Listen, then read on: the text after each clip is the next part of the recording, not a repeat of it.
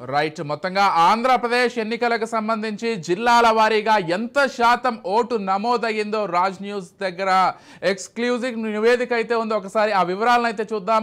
శ్రీకాకుళం జిల్లాలో 6.10% ఇప్పటి వరకు ఓటింగ్ శాతం నమోదైంది. ఇక విజయనగరంలో 5.90%, మన్యం జిల్లాలో 6.80%, వైజాగ్లో 6.50%, అనకాపల్లిలో 6.07%, అల్లూరి సీతారామరాజు జిల్లాలో 6.30%, కాకినాడలో 6.60%, తూర్పుగోదావరిలో 6%, పశ్చిమ గోదావరిలో 7%, ఎన్టీఆర్ జిల్లాలో 7%, కృష్ణా జిల్లాలో 6.04%, పల్నాడు జిల్లాలో 7.70%, బాపట్లలో 7.02%, ఇక ప్రకాశం జిల్లాలో 7% ఓటింగ్ నమోదైంది. నెల్లూరు జిల్లాలో 7.1%, తిరుపతి జిల్లాలో 6%, చిత్తూరు జిల్లాలో 7.05%, అనంతపురం జిల్లాలో 7.09%, సత్యసాయి జిల్లాలో 7.02%, ఇక గుంటూరు జిల్లాలో 7.6%.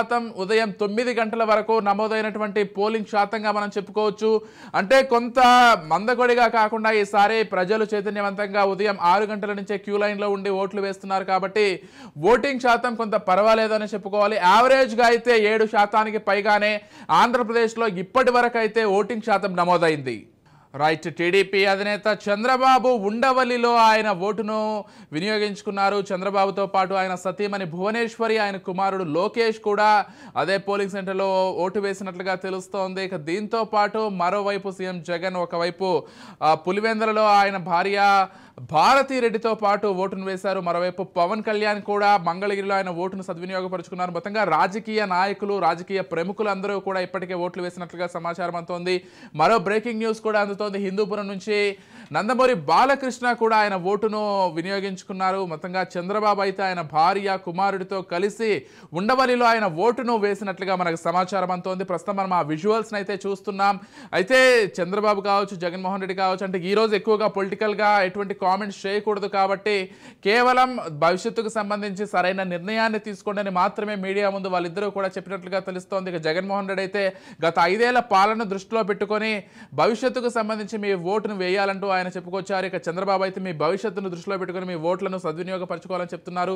మొత్తంగా ఆంధ్రప్రదేశ్ రాష్ట్ర వ్యాప్తంగా చూసుకున్నట్లయితే అన్ని చోట్ల కూడా ఇప్పటికే పోలింగ్ శాతం అయితే కొంత మెరుగ్గానే ఉందని చెప్పుకోవాలి. కొన్ని చోట్ల 10% కూడా ప్రస్తుతం పెరిగినట్లుగా తెలుస్తోంది.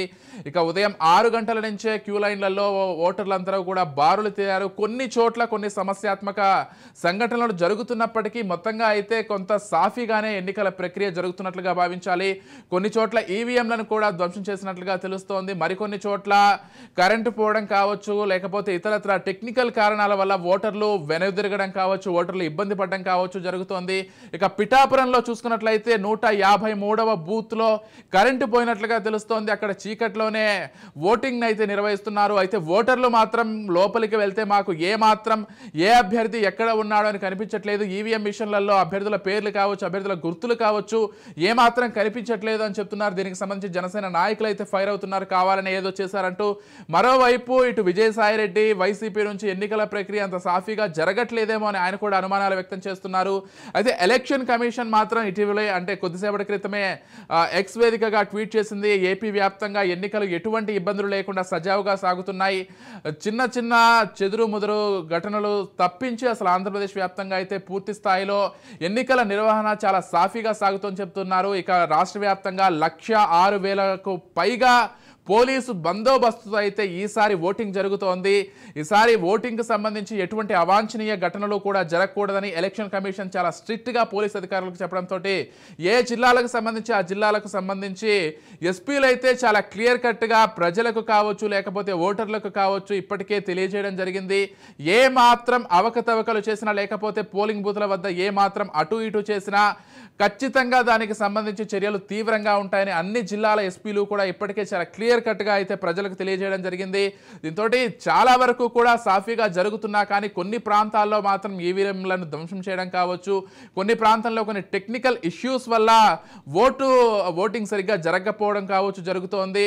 అటు విశాఖలో కూడా కొన్ని పోలింగ్ కేంద్రాల్లో ఈవీఎంలు పనిచేయకపోవడంతో ఓటర్లు నిరాశతో వెనుదిరిగి వెళ్లాల్సినటువంటి పరిస్థితి వస్తోంది. కొద్దిసేపట్లోనే టెక్నికల్ ఇష్యూస్ అన్ని కూడా సార్ట్అవుట్ చేస్తామని అటు ఎలక్షన్ అధికారులు కూడా చెప్తున్నారు. మరోవైపు మనం ఇందాక చెప్పుకున్నట్లుగా పిఠాపురంలో ఒక బూత్కు సంబంధించి కరెంటు పోవడంతో చీకట్లోనే అక్కడ ఓటింగ్ జరుగుతున్నట్లుగా తెలుస్తోంది.